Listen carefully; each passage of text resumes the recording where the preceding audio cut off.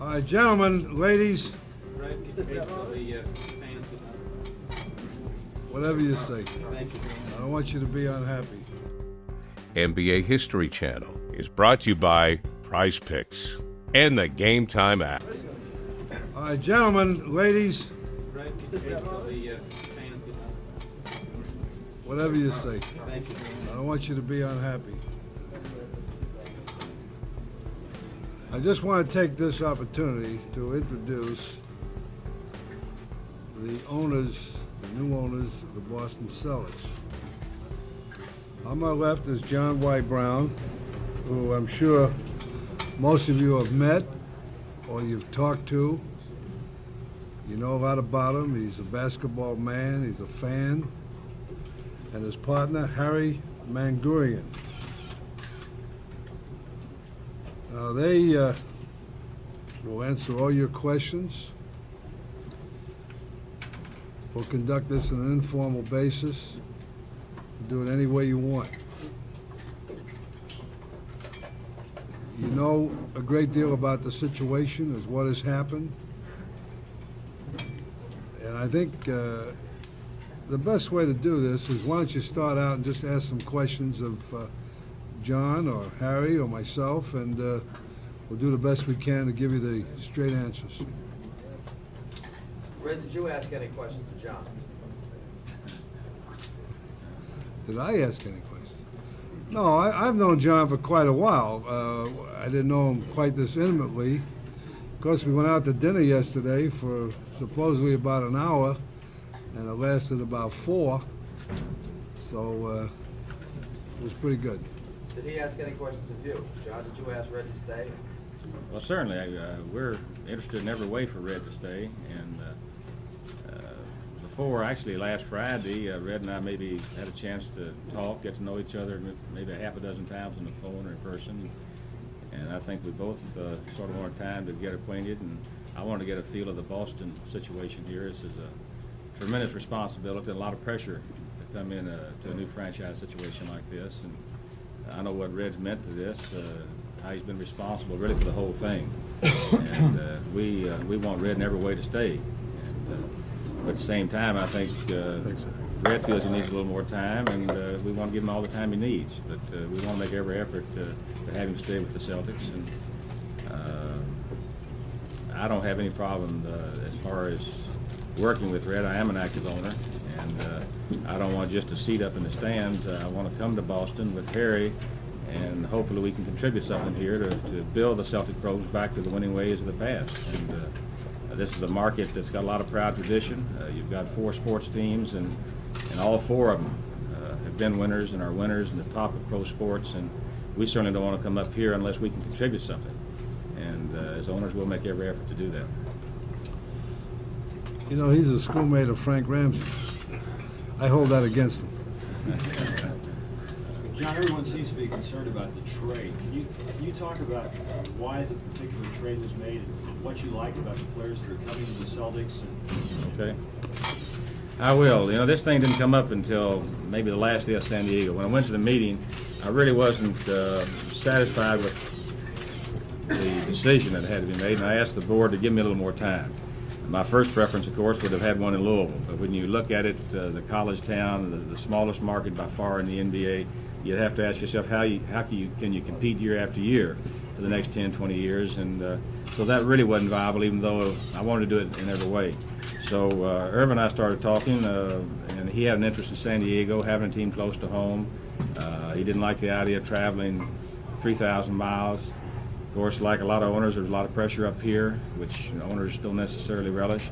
And we got to talking about maybe the franchise swap.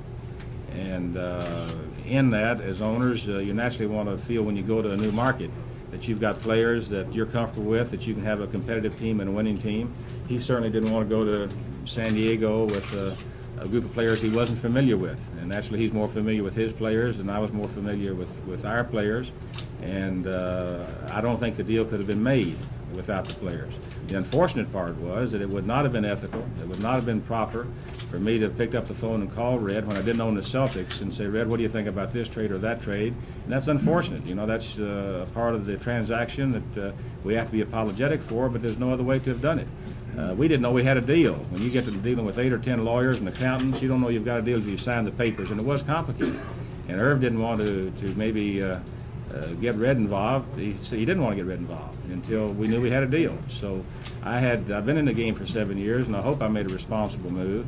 I feel very strong about the players we're bringing here. I think they're going to bring the kind of talent and the kind of people that can help build the Celtic program. And when you look at Billy Knight, I think, and I think Red would agree, that as far as small forwards in the league, he's one of the premier small forwards. And he's a great young man. He can play guard, he can play small forward, he can handle the ball, he plays the Celtic type of game, and he's a great person.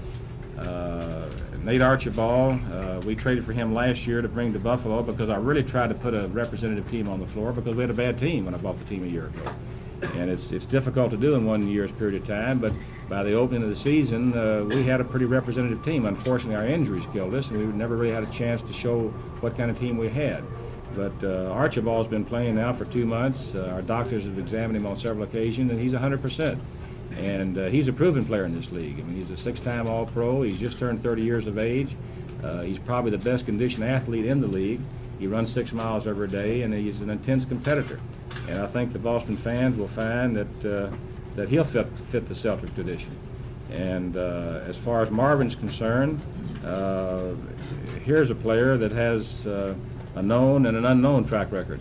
In the ABA, if you don't mind me using that language, he was probably, I think, in minds of most basketball people, probably the second best all-around talent in the league. He averaged 26 points or 24 points, 16 rebounds for the 2 years that he was there.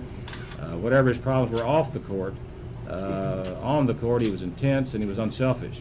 And sometimes these young men, they grow up and they mature, and sometimes they don't.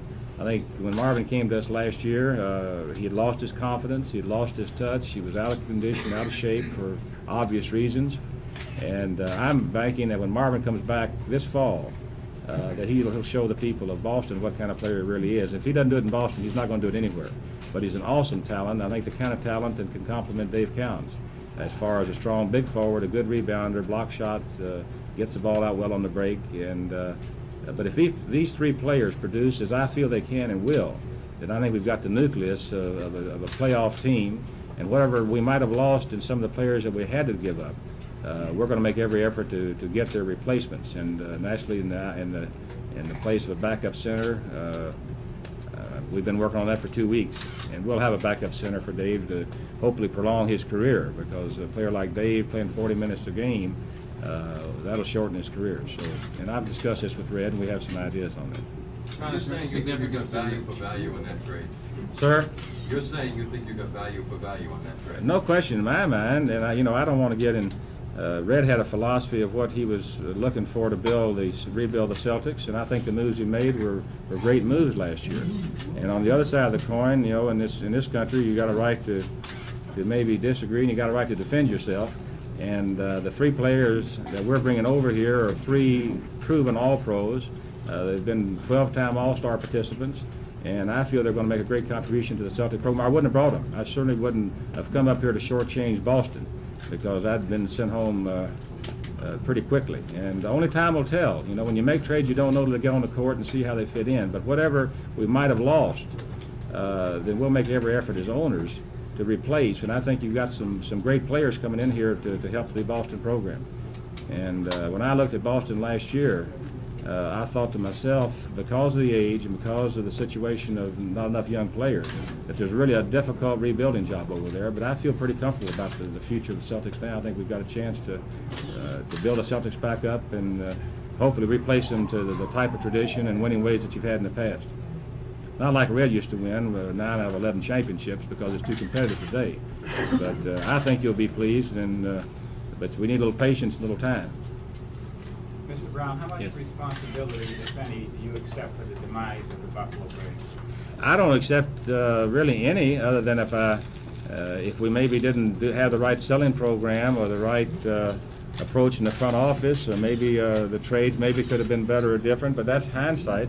I'll say this: all an owner can do is do the best he can.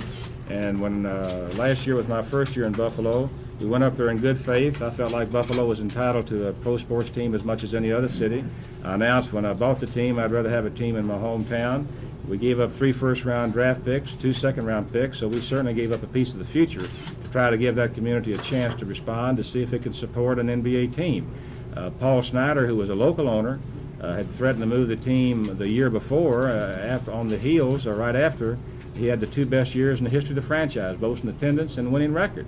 And so I think it was pretty much expected that Buffalo really wasn't interested enough to support an NBA town, because it's hockey town, it's football town. But my conscience is clear. Our general manager made over 150 speeches. We put on telethons. We really gave our best efforts. And it's always traumatic to move a team, but my conscience is clear that we gave our best efforts. And I think the president of the Chamber of Commerce said, John, you did all you could. We appreciate it. We understand what you have to do. What's the significance, if there's any, John, in moving the press conference from the scheduled day tomorrow to today? Well, no great significance other than Red came up a day earlier, and I came up a day earlier, and you don't like to say, I think your radio program the other night with the questions, I'd like to answer them, because I'm proud of whatever I've done in the past, and I'd like a chance to defend myself, and this hasn't been the most friendly press to at least an initial reaction, which is fine. I just like a chance to answer any questions you've got. Did Mayor White's telegram to the commissioner have anything to do with it? I don't, not necessarily. Larry called me, and I was informed of that. And I think he felt like the sooner we could get up here and sit down and get to know you all, and you all get to know us, the healthier we'd be. But the one-day lapse really wasn't that significant. I think it was propitious to get together sooner. John? Yes. You said, as I recall the story, you offered Auerbach the most attractive package in the league. Could you be more specific in terms of how you perceive his authority, how you perceive his role under your administration? I think that's really between Red and myself, that we're both comfortable. And, you know, he's had 28 years of success, and he sure doesn't want an owner coming in here and making him uncomfortable. And I guess I've had in my own way my own role of success and independence, and it's a matter of 2 men finding out how they can work effectively together and be effective together. Because if it doesn't work out that way, then neither one of us is going to be happy, and neither one of us needs that. But that's really something that I don't think Red and I will have any problem working out. We've discussed it. We haven't defined it down, dotting the I's and crossing the T's, but I don't really think that's a problem. John, how would you describe yourself and the way you will run this organization? Well, first of all, I don't want to run the organization, because I live in Kentucky, and I don't plan moving up here on a permanent basis, but I think Harry and I will be up here quite a bit of time, because we want to enjoy the sport that we're part of, and we want to contribute to it and help make be of some benefit to it. I don't know enough about the organization to know really what needs to be done, if anything. The reputation of your Boston organization is one of the best in the industry. So you intend to let the general manager, whoever that is, run the Boston clubs? Sure. And but now when you get down to making sizable investments, you know, the economics of pro basketball today are different than any other, maybe in American business, and any owner is going to have to be involved and have some right of approval or some right of involvement, and it's unrealistic for them. And Red's worked that way with Irv Levin and his other owners. And all I want to do as an owner is try to get whatever needs this team needs to be competitive and to be winning on the court and to become a playoff team and hopefully a championship team.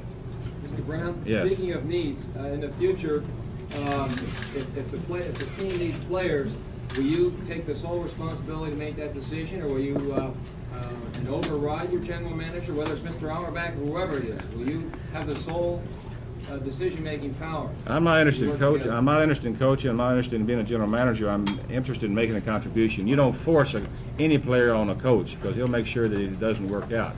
But Red knows that I've been an active manager, and I think the record speaks for itself, because I think from Moses Malone and a lot of other players, Maurice Lucas, Caldwell Jones, there's been a lot of players in the market as an owner that I went out and was able to bring to the teams that I was associated with, and I think I can help. But I'm certainly not going to bring some player in and force it on anybody.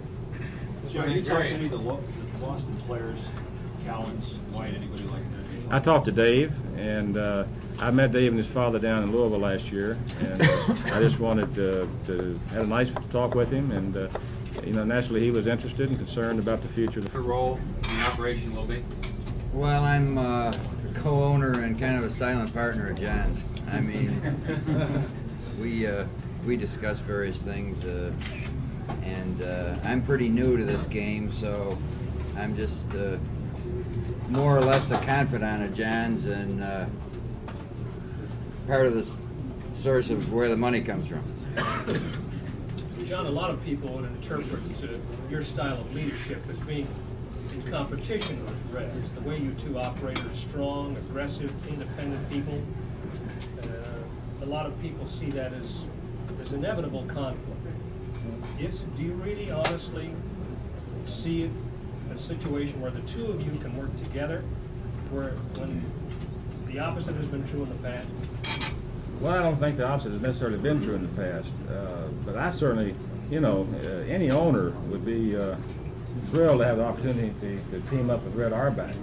And I would like to, and this is a very competitive industry. When you look at the competition around the league, the Philadelphia's all across the board, I think all the strength you can bring to a franchise will benefit that franchise. So I certainly look at teaming up with Red as an asset to the Celtics, and I'm going to make every effort to compliment it in that way. I'm not foolhardy enough to come in and think that I'm going to know more basketball than Red Auerbach. At the same time, an owner many times has opportunities as far as acquiring players, negotiating deals, leveraging deals with other franchises, I think, to help bring players to the team. And I'm not interested in coaching or really running the front office here. But as a businessman, you're naturally going to be interested in how the operation runs. And, I look at that, hopefully we can team up effectively and bring back the old Celtic pride and tradition in many ways. Are you changing your style in any way to do this? I don't think so. I've dealt with a lot of strong people. And, one thing, I don't know where all this comes out about how hard I am to get along with. I had almost an impossible situation in Buffalo last year, and we really made every effort. When the season opened, they had 2,000 season tickets. They had a telethon there and didn't sell a single ticket. So I think maybe Paul Snyder the year before and a lot of the transactions, the fact that he was moving to Miami, it really broke the heart of the franchise. Plus the economics of the sport have gotten so far out of line, your smaller cities just can't compete. You compare Boston to Buffalo, there's 3 or 4 times the size. And I've been in business for 18 years and I've never had a single lawsuit. So I'm not one looking for problems or looking for quarrels, and I think I'm an ethical, honorable businessman based on my track record. And John, that's all I can say. how much concern do you have about getting a new arena in Boston? Sir? How much concern do you have about getting a new arena in Boston? Well, naturally, it's ideal, and of course, I know it's awful slow getting anything done up here in your townships and your zoning and ordinances and your legislature. I know it's very time-consuming in Massachusetts because I know it took us 2 years to open our first chicken store up here. And but naturally, we'll do everything we can to try to encourage that and promote it. I'm not really familiar enough with all the complications other than I know it's going to be pretty complicated. I know the problems of this arena, I know the problems of the lease, and there are handicaps, there's no question about it, but we look long term to the Celtic tradition and to the New England as a market. Somewhere 3, 5, 8 years from now, there's got to be a new facility to play basketball and hockey in. Ron, wait a minute, didn't you have a famous lawsuit on Colonel Sanders? No, that wasn't me. The Colonel, when I sold the company to Hubeline, Colonel sued Hubeline because 2 or 3 years later they got in some conflict. I never had a conflict with the Colonel. He sued him for $121 million, and 4 years later I went up there and represented the Colonel and got it settled.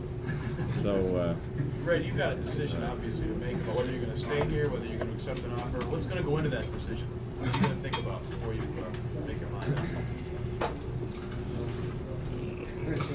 up? Well, actually, there are a lot of things to think about, and I'm thinking about it. That takes care of that one. Red, are you going to stay in Boston? I just got through giving the answer. Where were you? Mr. Brown, what happens to the rest of your front office from Buffalo? well, we're trying to get in place now, and we're going to be responsible for them. And hopefully our general manager will join her 11. He flew out there last night. Also our... Well, that's not one of the bright questions of the day. hate to tell you, but after 28 years, how can you not get sentimental? I mean, I've got to be an idiot. You've got to be sentimental. You can't spend your whole major portion of your adult life in one city and not be concerned or sentimental. Red, would you define what you consider to be the proper jurisdiction of a general manager and the proper jurisdiction of an owner? Yeah, I think so. I've had a lot of owners, as you all know, the past dozen years, and I got along with all of them. We never had any problems other than what they did up in New York when, that bunch owned the ball club up there. But actually, my interpretation of the whole bit of being a general manager is not only the function relative to the ball club, but the business aspect, relative to contracts for radio, TV, promotion, so forth, so on, and we got a great staff for that. However, when money is involved of a substantial nature, I don't mean a $5,000 or $10,000 promotion thing or anything like that, but when money is involved of a substantial nature relative to... Game Time is just a terrific app. And if you're looking for tickets, I mean, the Game Time app is a great way to get Celtics tickets. Also, not just Celtic tickets, but also for concerts and shows as well. Plus, they have a new feature called Game Time Picks that makes getting tickets to see your favorite teams play live even easier. It'll filter out all the fluff, and it'll give you incredible deals on great seats right away. You don't have to waste time searching through thousands of tickets and thousands of websites. And then don't forget, they have the super deal with the Game Time app. I mean, the super deal is the best deal on the board at that particular time, so you can always make sure you're on the lookout for that. So download the Game Time app today, create an account, use the code CLNS for $20 off your first purchase. Again, download the Game Time app, create an account, use code CLNS for $20 off your first purchase. Terms apply. Again, create an account, redeem the code CLNS for $20 off. Download Game Time today. What time is it? Why, it's game time.